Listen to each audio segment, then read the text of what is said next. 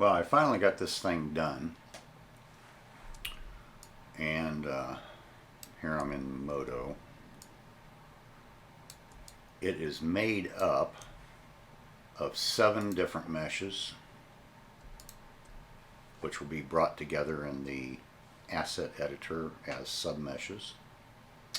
The total, the polygon count on this is going to be pretty heavy for the game.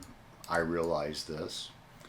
I wanted this to be kind of a focal point in this entrance into the R River as it heads into downtown Thune. It's kind of a historic landmark in that area.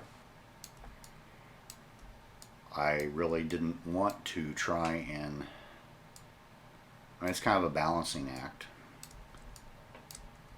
I'm sure there will be, I will put this up on the workshop. I'm sure there are probably a lot of people who won't want to use an asset with this many polygons, and that's fine. It's made for the map of the Lake Thune area that I'm building. So, actually I'm putting it up on the workshop because anything you include in a map has to be on the workshop. It can't be in your local computer. It has to come from the workshop for it to work. So in total, select all these. We'll look at our list here. Total, we've got 80,315 vertices, and that is 69,442 untriangulated polygons. Now I know that sounds like a huge amount for the game. If we look at individual components of the building, and I just set these out as Schadau Castle A, B, C, D, E, F, G. That has 22,916.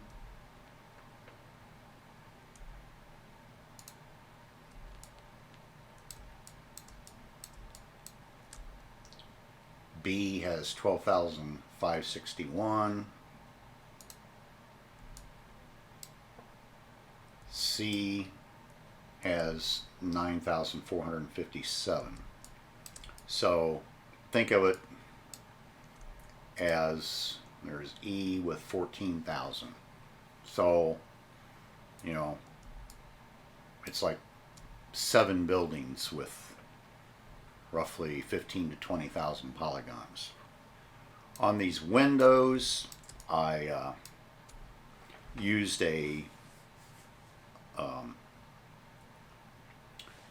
just took some curtains and some interior shots and just laid them up in Photoshop. In the amount of opacity of the curtains and darkening it enough, I was just trying to give a semblance of windows. And then I set the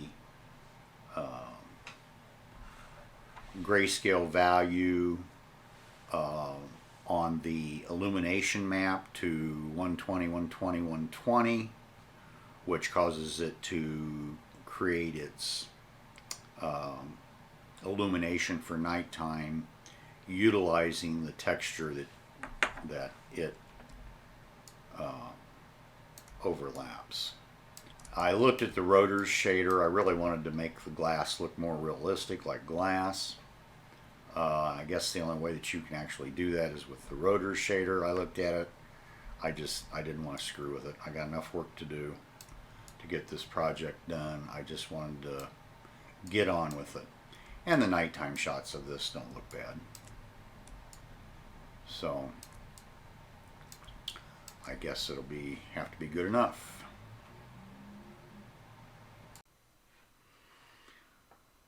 Okay, I wanted to talk here about how I approached creating the LOD mesh for this.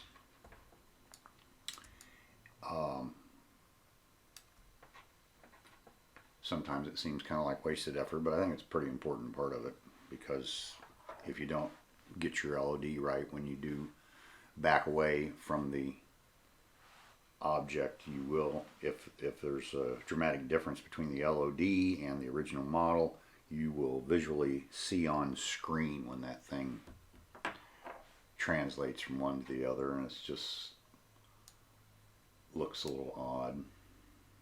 So this is my LOD mesh here with the, here you can see just the mesh itself, just a very simplified blocked out version of the entire model.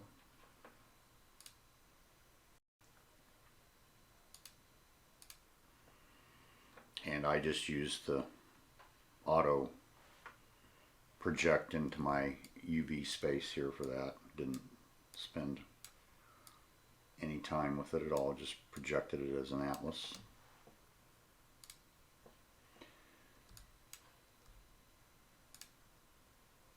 The textures I projected, I set up to render, and took all of the textures from the main model and just rendered and projected them to this LOD mesh, and that worked out real well.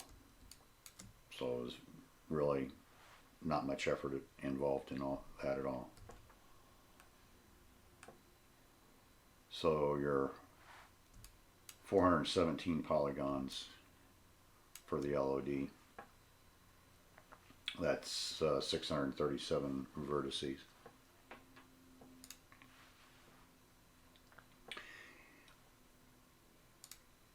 One thing you want to be careful of, I don't know if this is true. I know in working with Moto, I don't know if it's true of Blender or Maya or some of your other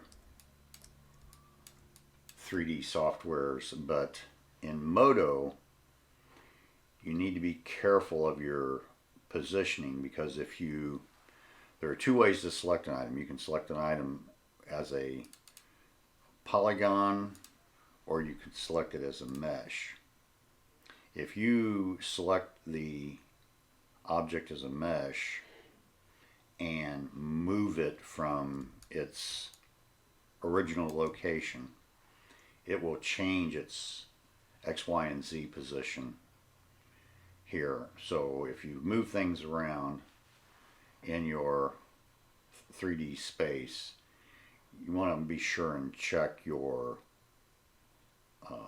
positioning within your 3D program to make sure that these assets have all been zeroed out, that they're not showing a plus or minus from zero positioning,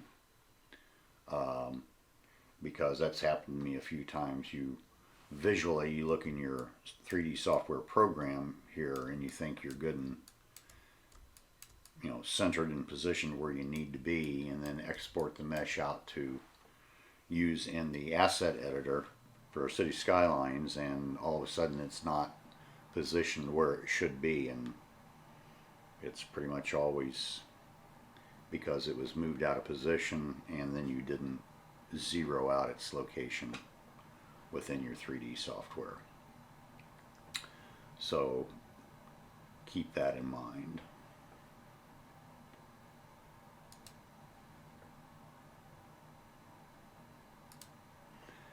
The final, this is the projection of the LOD map, and then I scale that down to 256, or resample it down to 256 by 256.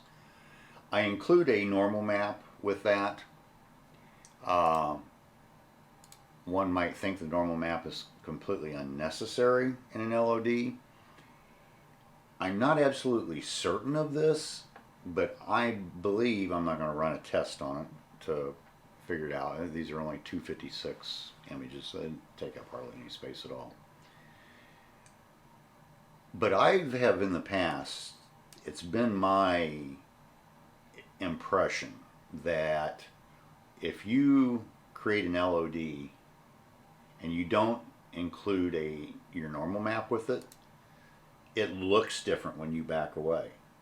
It's like having the normal map in there changes to some degree the vibrance or the what have you of that LOD image, so it looks different than the full size image. And I've just noticed when I've made models in the past and have an LOD mesh and I just left out the normal map because I really didn't think I needed it, you could see a tonal color change in that model when you backed away. And when I use a normal map, I don't think that's taking place. Now, I'm not absolutely certain of what I'm saying because, you know, when you're working in this stuff, what you think is causing an issue isn't always what's actually causing the issue. But that's the way I'm seeing this thing. So I'm going to include a normal map. The way I'm setting this up is I am just making one texture for the entire castle, and when you are exporting your submeshes, and here again we've got our A through G, our 7 submeshes that make up this entire castle. I export these as separate meshes. Now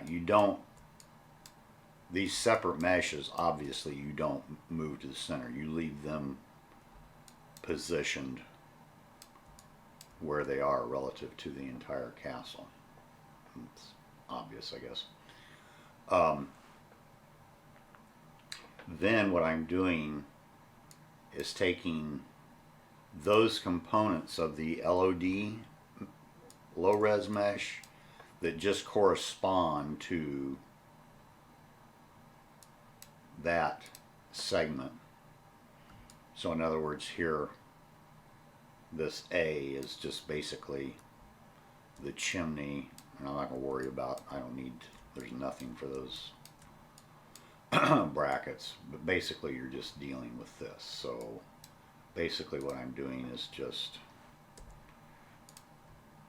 you know, grabbing those walls. I'm not even sure that this stairway is necessary, that, and then the pieces on that chimney, and then exporting that as because each of your submeshes, that's where your LOD needs to correspond to. You don't want the LOD to correspond to your finished model after you've grouped everything together. The LOD needs to be specific and individual to, you need to think of each of these submeshes as a completed model in and of itself. And then you're bringing them together in Asset Editor as a submesh. So, using the same texture, but just exporting the polygons that correspond to the LOD for that individual mesh. I hope that makes sense, because I kind of wondered about this when I was first building it, and I thought about it and it made sense to me. Well, no, you got to have a separate LOD for each of these elements. But you don't need a separate texture for it. Just, you know, make one texture for the whole thing and then just export your mesh as just the components that you need for that. I hope I didn't confuse everyone there. Okay, so let's prepare this castle for uploading. So I'm going to go to Edit, Asset Editor.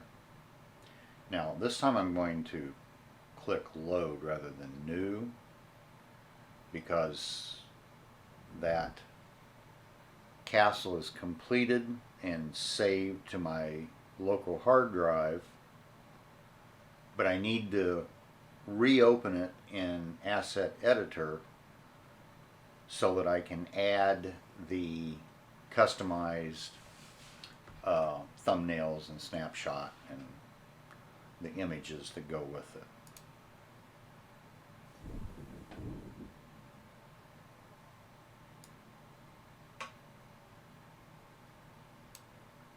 I want BC Schadau Castle 2.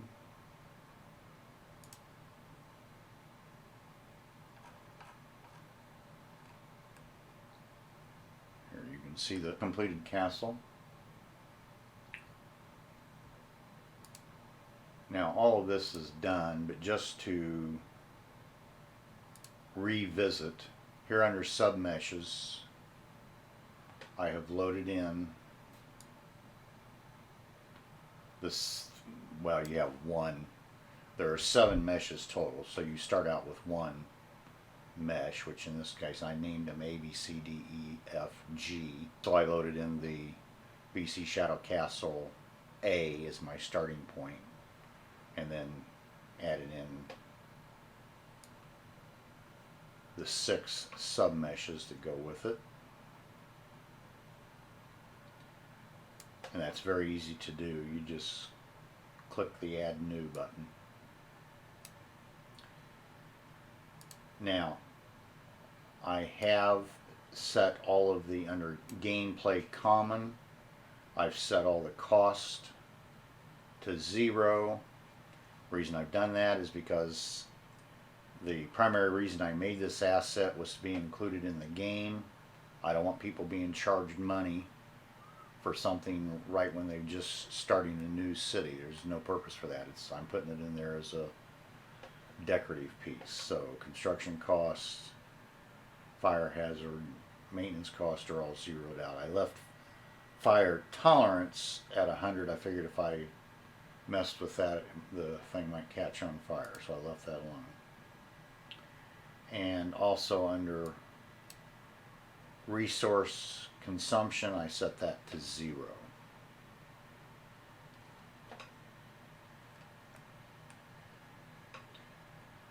So I want to save the asset, and here I have made up the images, my preview image, my snapshot image, thumbnail, tooltip, so that these are all ready to go to put in there.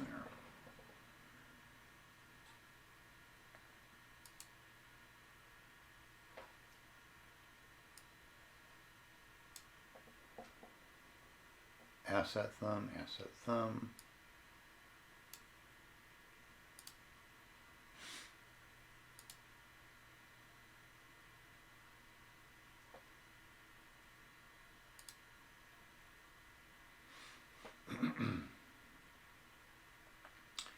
And that last one, I loaded those in down here. Now I'm going to click the folder here,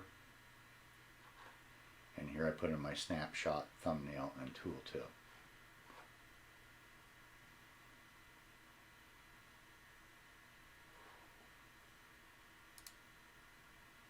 So I'll grab snapshot.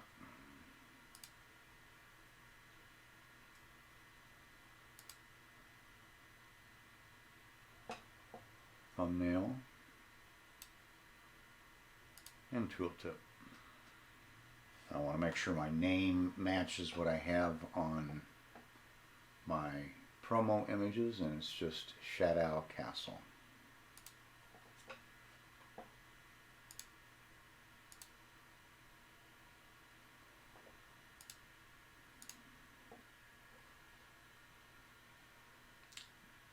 Then I want to open Content Manager, Assets, Schadau Castle, Share. I want to click there, drag my preview image in,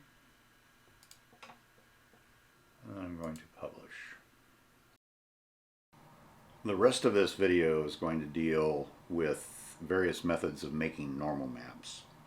When working, creating a model of this type where you have a lot of decorative features, the normal map really is the heart of the whole process.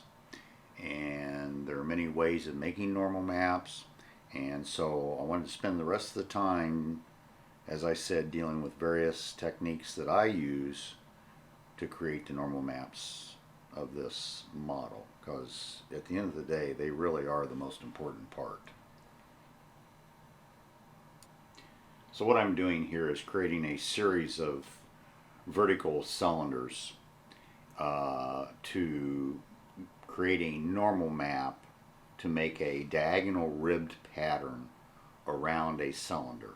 There's a detail on the upper eaves of this building, kind of like a barber pole, where it has diagonal ribs that rotate around the cylinder.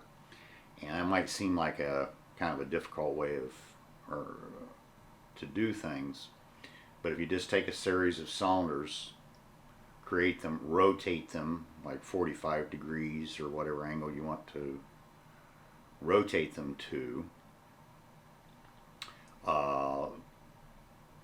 project a normal map from that, and then just apply the normal map to the cylinder, and it'll give you a nice barber pole like diagonal ribs going up around the column.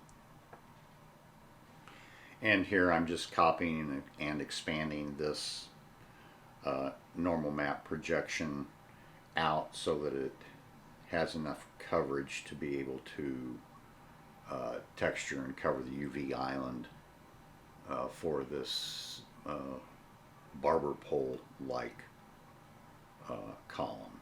So just cutting and pasting and position it to make it a big enough texture.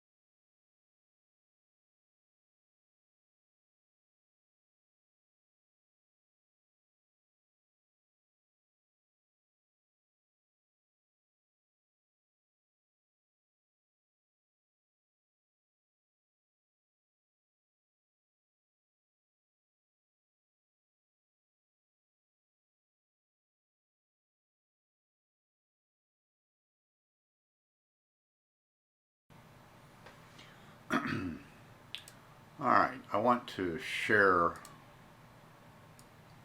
with you some of the things I learned about working with normal maps while working on this process. And I have to admit, as long as I've been doing 3D work, I learned some new things. On some of my earlier videos, I talked about rotating meshes 90 degrees so that they were laying sideways, and doing that to fit them in better within my UV space. And just working with it, I've been doing this for years and I just never noticed it before. You cannot rotate a normal map. And I have to admit, I did not know that. I guess you could turn them upside down, but you cannot rotate them 90 degrees to the left or 90 degrees to the right.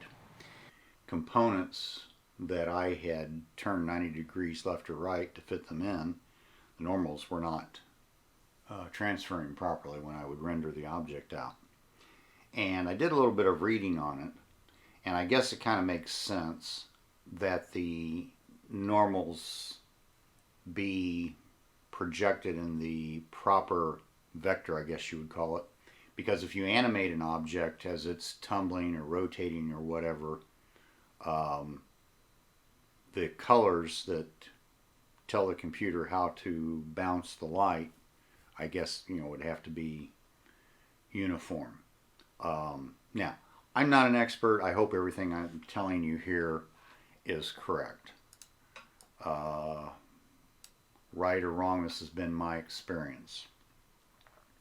Now, what I have found here is to identify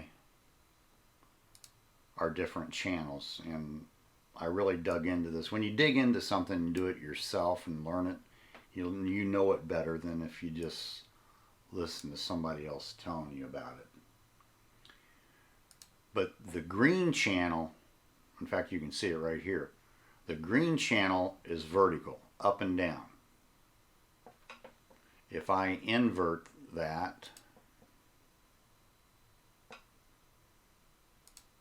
you can see it flip those two.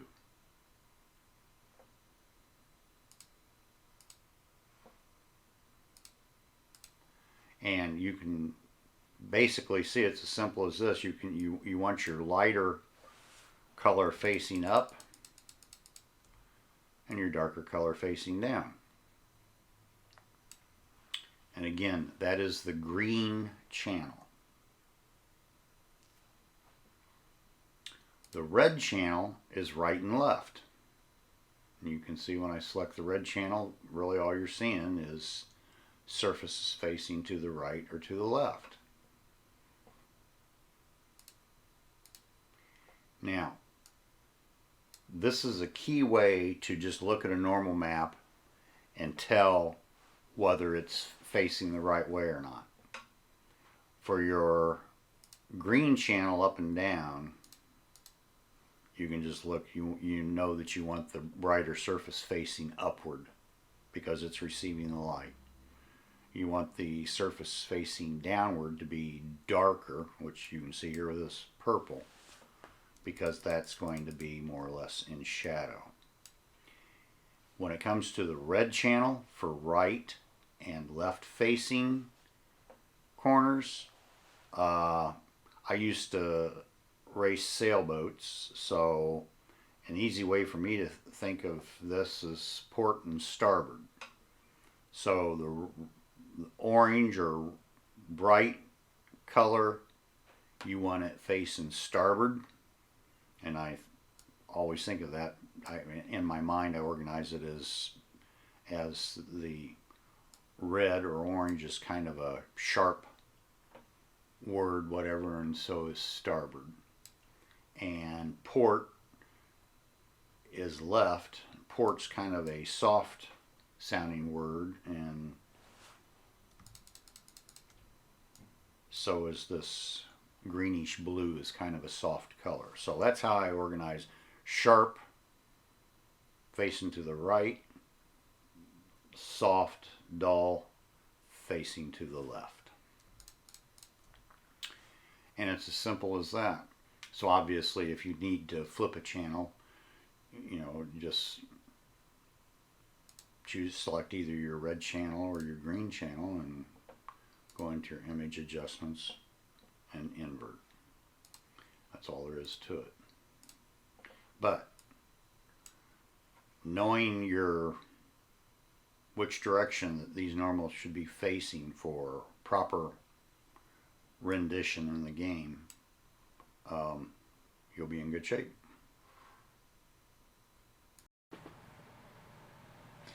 Now I wanted to show you a process that I use to texture an object, in this case a couple of the chimneys, and just what I found to be a pretty good way to lay things out.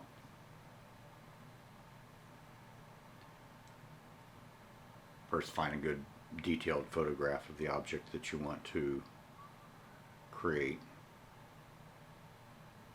And basically what I'm going to be doing here is taking a photograph, outlining it with the pen tool in Photoshop, and then just by a series of graduated steps down. In other words, I'll select the shape and contract it, contract that mask, and just stair step those colors down. You'll see the process here. That's a good way of, good accurate way of creating a grayscale map that you can create a normal map from.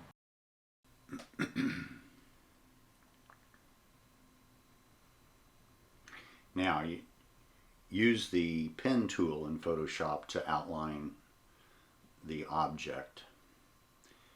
Don't try and do this with this selection tool by making a selection. I've tried it that way and you get crappy results. The only way to really get good, sharp, precise curves is to use the pen tool. And it seems a little wonky to use at first, but give it a few tries. It's actually very simple, very easy to use.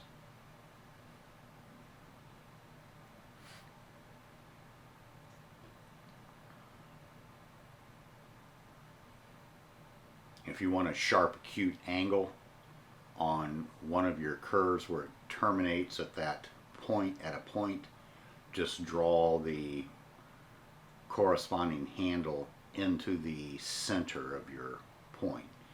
Now, what I did right there was once you finished making your pen selection, right click on your pen selection. My video is going a little fast here and I lost it. Once you've finished with that pen tool, right click and then choose make selection, and it will convert your pen tool into a precise selection of what you just outlined. Now what I'm doing here is I usually will outline the entire perimeter of what I am making, and then I just select the half that I think look better, and then I'll keep it and duplicate it and flip it over, and that way I'm symmetric.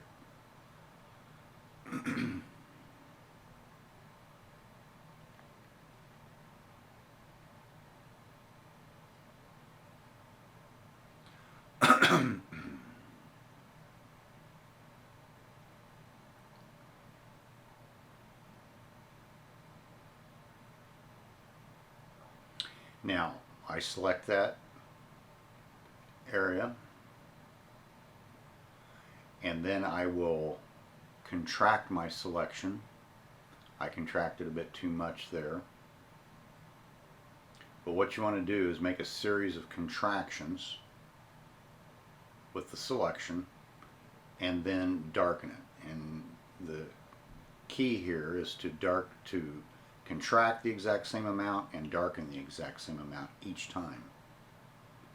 And that way you'll get a steady progression towards the center.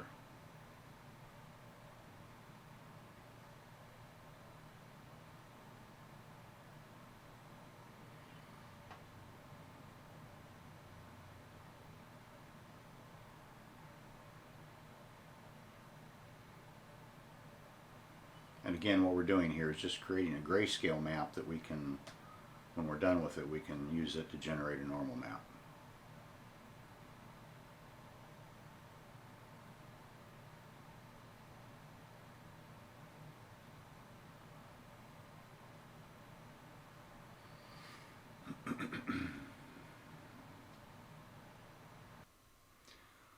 I have found that when tracing shapes like this, sometimes it works better to trace the negative space as opposed to the positive space. Kind of depends on what it is that you're trying to recreate and the shape of the objects.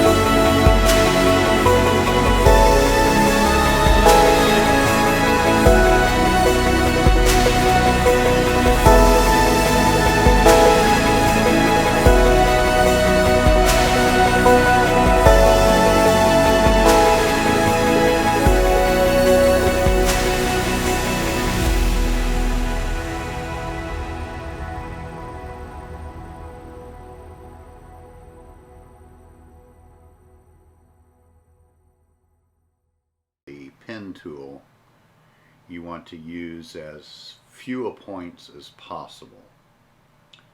You will get a much smoother result if you do it that way.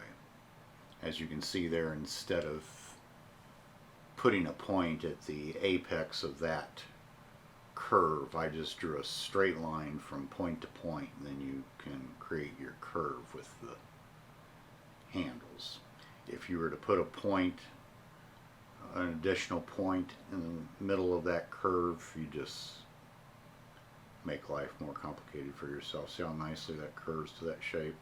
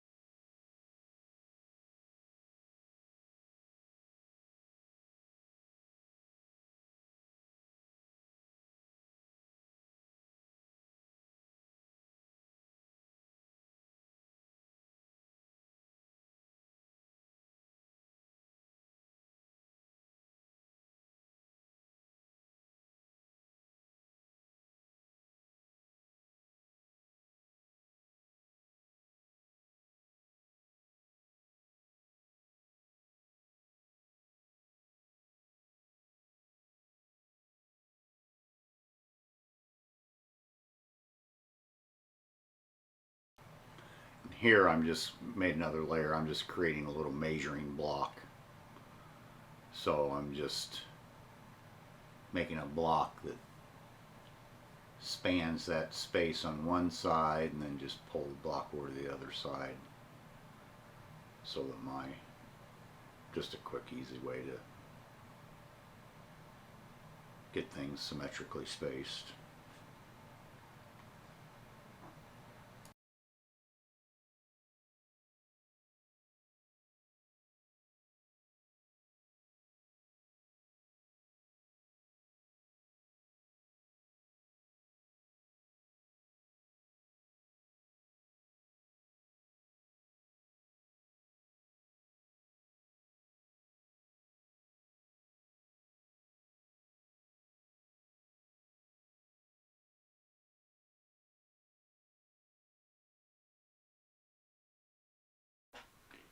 And so here what I'm doing is converting this to a 16-bit grayscale image, and then I will export that out and bring that into ZBrush to create my normal map.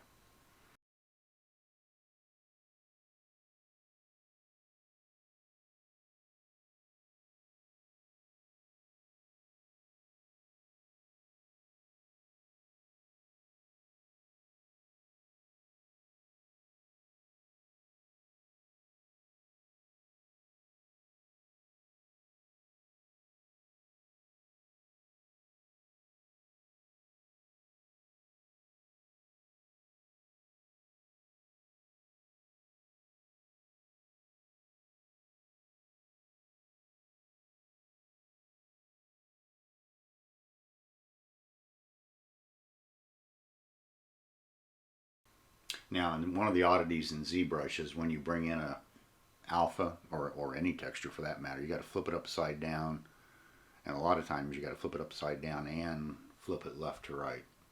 So there I just used displacement to bring out my textures, apply a normal map, matte cap to it, grab the image, and export it back out.